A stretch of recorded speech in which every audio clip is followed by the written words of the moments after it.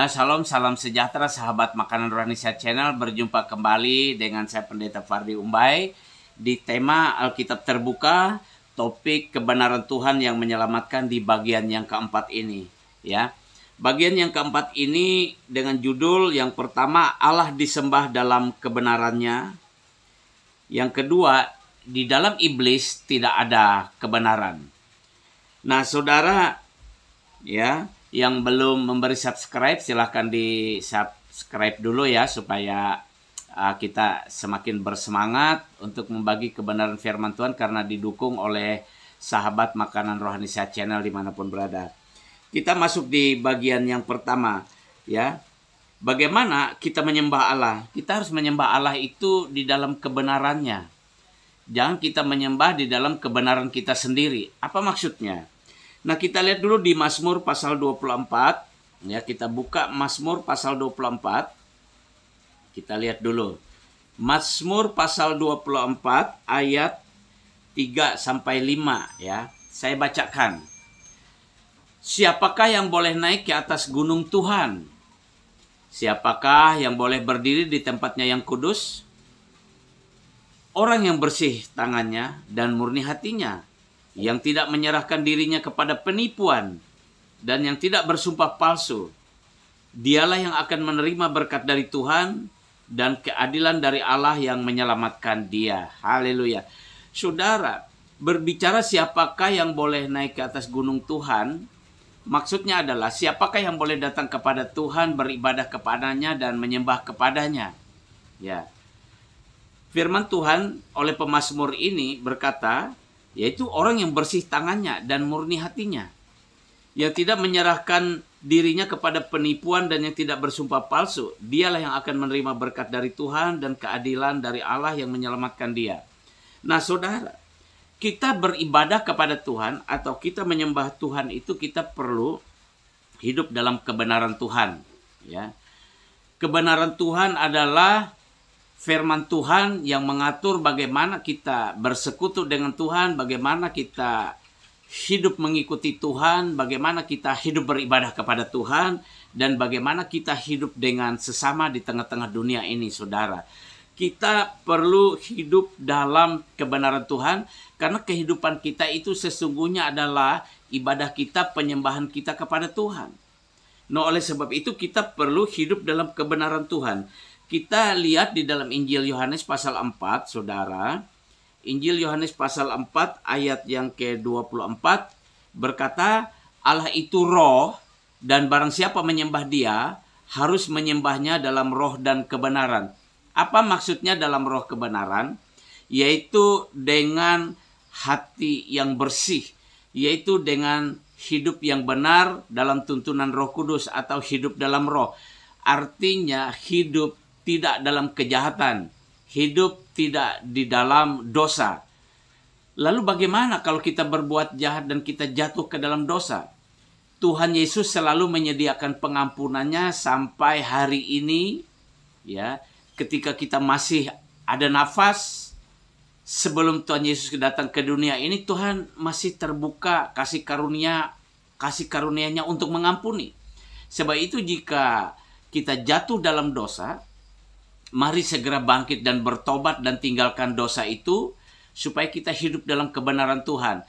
Kita tinggalkan segala kejahatan, misalnya kita tinggalkan kebiasaan-kebiasaan buruk, ya, keinginan-keinginan daging yang sering kita lakukan sehingga kita berdosa, kita tinggalkan, kita bertobat, dan kita hidup melakukan kehendak Tuhan dalam kebenarannya. Oleh sebab itu, kita tidak merasa tertuduh untuk datang beribadah kepada Tuhan.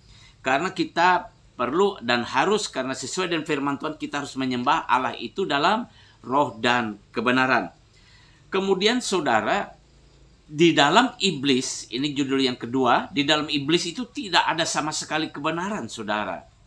Nah, oleh sebab itu, jika kita tahu kita melakukan hal yang tidak benar, sebenarnya kita sedang melakukan kehendak iblis. Sebab itu, sebagai orang yang sudah ditebus dengan darah Yesus, sebagai orang percaya, kita harus meninggalkan yang namanya perbuatan yang bertentangan dengan firman Tuhan, bertentangan dengan kehendak Tuhan. Yohanes pasal 8 ayat 44 itu berkata seperti ini, saudara. Ya, kita buka Yohanes pasal 8 ayat yang ke-44. Perhatikan, saya baca dengan baik. Iblislah yang menjadi bapakmu, dan kamu ingin melakukan keinginan-keinginan bapakmu. Ia adalah pembunuh manusia sejak semula, dan tidak hidup dalam kebenaran. Sebab di dalam dia tidak ada kebenaran. Apabila ia berkata dusta, ia berkata atas kehendaknya sendiri. Sebab ia adalah pendusta dan bapa segala dusta. Ini perkataan Tuhan Yesus kepada orang-orang yang menentang ketika dia menyampaikan firman Tuhan. Ketika dia menyampaikan kebenaran firman Tuhan. Ketika dia menyampaikan kebenaran Allah. Ada banyak orang ada banyak orang yang menentangnya. Ya, ada banyak orang yang menolak firman Tuhan, ada banyak orang yang menolak perkataan Tuhan Yesus waktu itu, sehingga mereka berdalih, mereka melawan, sehingga Tuhan Yesus berkata, iblislah bapakmu, kepada orang-orang yang menolak kebenaran itu, dan kamu melakukan keinginan-keinginan bapakmu.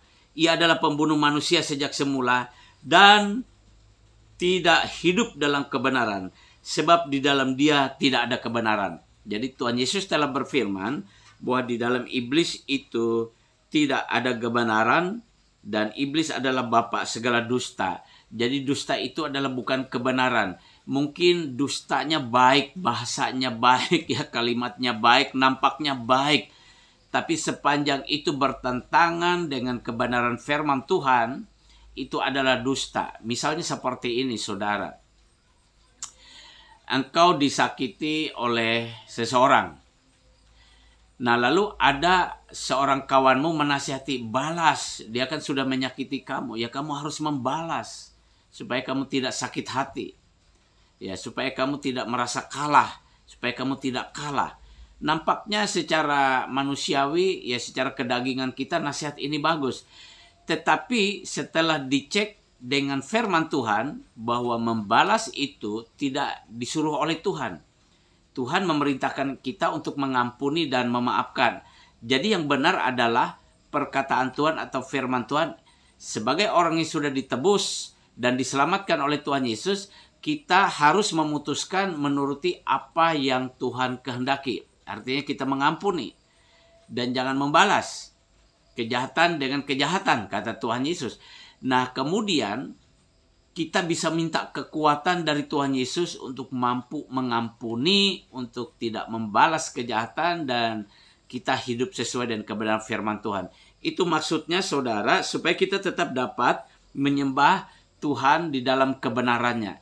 Dan kita tidak merasa terhukum, tertuduh, tidak terikat ya dengan berbagai kejahatan dan dosa, sehingga kita bisa beribadah kepada Allah itu dengan sukacita, damai sejahtera, dengan tulus ikhlas. Jadi kita menyembah Allah dalam kebenarannya, hiduplah dalam kebenaran Allah, dan jangan hidup di dalam ketidakbenaran, karena di dalam ketidakbenaran itu adalah iblis ya. Itu semuanya dari iblis ya, karena di dalam iblis tidak ada kebenaran. Demikian bagian keempat ini ya, kita selesaikan. Ya, topik kebenaran Tuhan yang menyelamatkan ini selesai sudah kita bagikan. Kiranya memberkati saudara kekasih di dalam Tuhan Yesus Kristus, atau bagi saudara yang baru mendengar firman Tuhan dan mau mengerti isi firman Tuhan dalam kitab suci Alkitab, saudara boleh terus mengikutinya. Saudara bisa subscribe ya, supaya setiap video yang baru kami upload, saudara bisa mengikuti. Dan sampai berjumpa lagi di topik berikut, masih di tema Alkitab terbuka.